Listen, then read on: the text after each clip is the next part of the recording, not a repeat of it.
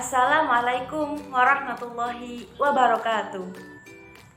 Perkenalkan, nama saya Salsabila, NIM 2219013. Di sini saya akan menjelaskan tentang hakikat seorang guru, kemudian ada keterampilan dasar mengajar, terus yang ketiga ada konsep dasar pembelajaran. Dalam ketiga poin itu tentu saja saling berkaitan antara satu sama lain. Untuk itu langsung saja kita simak materinya. Pada poin pertama saya akan menjelaskan tentang hakikat seorang guru. Guru adalah seorang pendidik profesional dengan tugas utama yaitu mendidik, mengajar, membimbing, mengarahkan, melatih, menilai, dan mengevaluasi siswa. Seorang yang disebut guru adalah orang yang memiliki kemampuan merancang program pembelajaran serta mampu menata dan mengelola kelas agar siswa dapat belajar dan pada akhirnya siswa tersebut dapat mencapai tingkat kedewasaan sebagai tujuan akhir dari proses pendidikan tersebut. Tugas guru itu tidak hanya mengajar, tetapi juga harus dapat mendidik, membimbing, membina, dan memimpin kelas. Sementara peran guru itu sangatlah banyak, diantaranya guru sebagai perancang pembelajaran, guru sebagai pengelola pembelajaran, guru sebagai pembelajar, guru sebagai evaluator, guru sebagai konselor, dan guru sebagai pelaksana kurikulum. Sebenarnya masih banyak lagi peran guru yang dapat kita temui jika kita melihat langsung bagaimana keadaan guru ketika berada di sekolah. Bisa dikatakan bahwa guru itu dapat melakukan apa saja yang serba bisa. Seorang guru dituntut untuk bisa melaksanakan apapun atau mengatasi berbagai masalah dalam satu waktu. Untuk dapat sampai pada tujuan dan perannya, seorang guru harus dapat memahami betul akan tanggung jawab yang dimilikinya ketika memegang amanah seorang guru tersebut. Guru hakikatnya merupakan sosok yang harus digugu dan ditiru, harus menempatkan dirinya menjadi orang yang mampu menjadi teladan bagi orang lain, menjalankan profesinya dengan hati yang ikhlas dan benar-benar menyerahkan dirinya pada profesi yang ia miliki. Hakikat profesi guru adalah ketika sesuatu pernyataan atau janji terbuka yang dinyatakan oleh seorang yang profesional. Janji tersebut bukan hanya diucapkan, tetapi merupakan ekspresi kepribadian yang tampak pada tingkah laku sehari-hari, yang mana janji tersebut bersifat etik dan akan berhadapan dengan sanksi-sanksi tertentu. Selanjutnya saya akan menjelaskan tentang keterampilan dasar mengajar. Keterampilan dasar mengajar atau teaching skill adalah kemampuan atau keterampilan khusus yang harus dimiliki oleh seorang guru, dosen, atau instruktur agar dapat melaksanakan tugas mengajar yang efektif, efisien, dan profesional. Dalam mengajar ada kemampuan pokok yang harus dikuasai oleh seorang pendidik atau oleh seorang guru, yaitu yang pertama, seorang guru atau pendidik itu harus menguasai materi yang akan diajarkan. Yang kedua yaitu menguasai metodologi atau cara untuk menyampaikan pelajarannya. Kemudian keterampilan atau dasar mengajar yang harus dikuasai oleh guru itu ada 8 keterampilan. Di antaranya yaitu yang pertama itu ada keterampilan bertanya. Melalui keterampilan bertanya, seorang guru atau pendidik mampu mendeteksi hambatan proses berpikir siswa dan sekaligus dapat memperbaiki dan meningkatkan proses pembelajaran. Kemudian ada keterampilan memberikan penguatan. Penguatan yang dimaksud di sini adalah segala bentuk respon yang merupakan bagian dari modifikasi tingkah laku guru terhadap siswa. yang bertujuan memberikan informasi atau umpan balik yang biasa disebut feedback bagi penerima atau perbuatannya sebagai suatu dorongan atau koreksi. Nah, keterampilan memberikan penguatan ini kita bedakan menjadi dua, yaitu keterampilan penguatan verbal dan penguatan nonverbal. Penguatan verbal diungkapkan dengan menggunakan kata-kata pujian, pendengaran, persetujuan, dan lain sebagainya. Kemudian ada penguatan nonverbal yang terdiri dari penguatan nonverbal ini terdiri dari penguatan berupa mimik dan gerakan badan.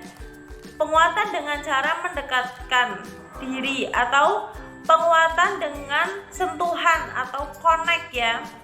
Penguatan dengan kegiatan yang menyenangkan, penguatan berupa simbol-simbol benda dan penguatan tak penuh. Kemudian yang ketiga yaitu ada keterampilan mengadakan variasi. Variasi atau stimulus adalah memberikan respon yang bervariasi atau berbeda atau berganti-ganti lah ya istilahnya.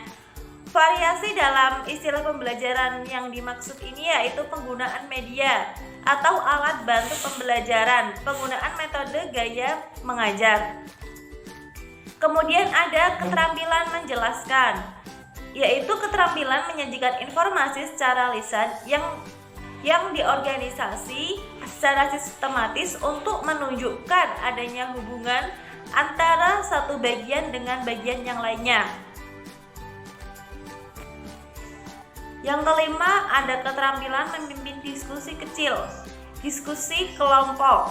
Diskusi kelompok adalah suatu proses yang teratur yang melibatkan sekelompok orang dalam memberikan interaksi tatap muka yang formal dengan berbagai pengalaman atau berbagi pengalaman, mungkin mengambil kesimpulan atau pencegahan masalah. Dalam lingkup siswa berdiskusi dalam kelompok-kelompok kecil di bawah pimpinan seorang guru itu sama saja, yaitu untuk berbagi informasi, pemecahan masalah atau pengambilan keputusan yang berlangsung dalam suasana terbuka.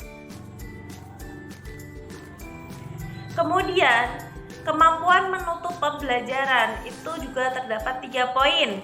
Yang pertama, merangkum atau membuat garis besar permasalahan yang telah dibahas pada proses pembelajaran tadi. Terus yang kedua, menilai dan mengevaluasi. Yang ketiga, yaitu memberikan tindak lanjut dari semua poin tersebut. Yang ketujuh itu ada keterampilan mengelola kelas.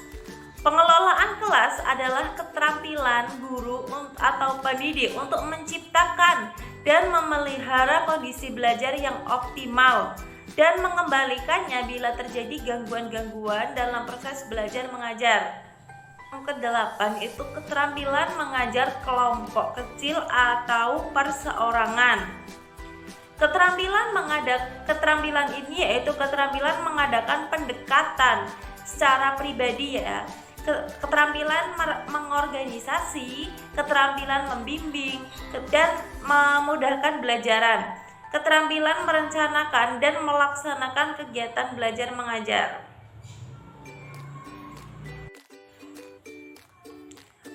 Pada poin ketiga, saya akan membahas tentang konsep dasar pembelajaran.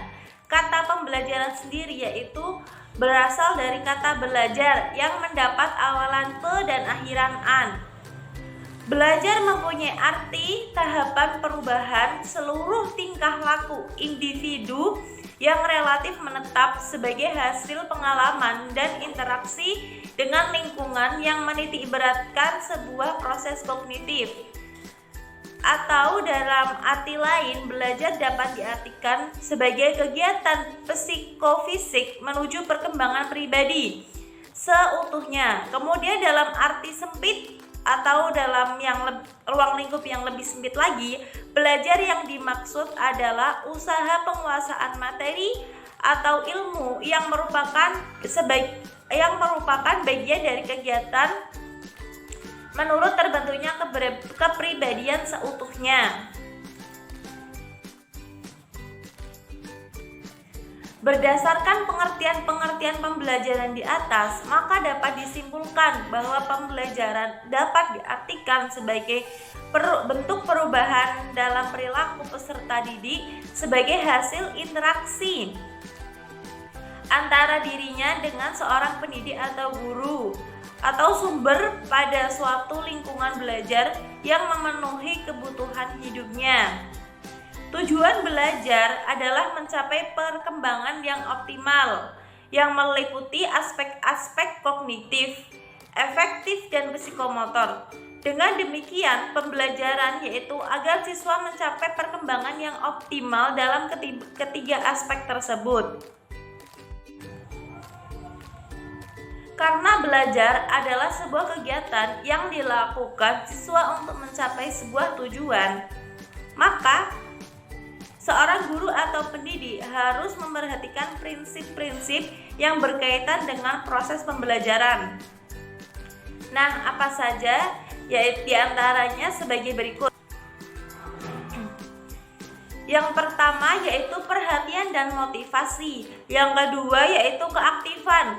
Belajar hanya mungkin terjadi apabila anak tersebut aktif dan mengalami pembelajaran itu sendiri.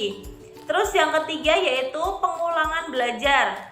Yang dimaksud pengulangan belajar di sini yaitu ketika membaca dan memahami materi melalui membaca atau menerapkan konsep pada soal-soal. Jadi harus melakukan pengulangan ketika belajar.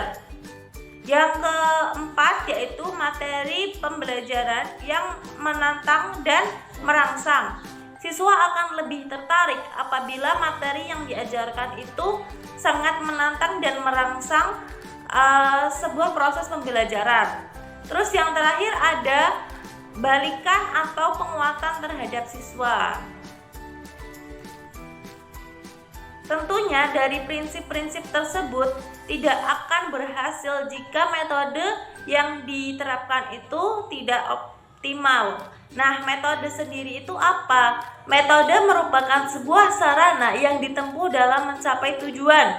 Tanpa pemilihan metode yang relevan yang tadi saya bilang, dengan tujuan tidak akan tercapai, maka akan sulit untuk mewujudkan proses pembelajaran yang efektif efisien tersebut.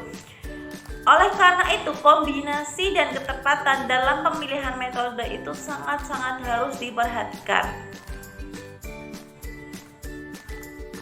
Mungkin sekian dari saya, kurang lebihnya mohon maaf. Billahi taufiq wal hidayah. Wassalamualaikum warahmatullahi wabarakatuh.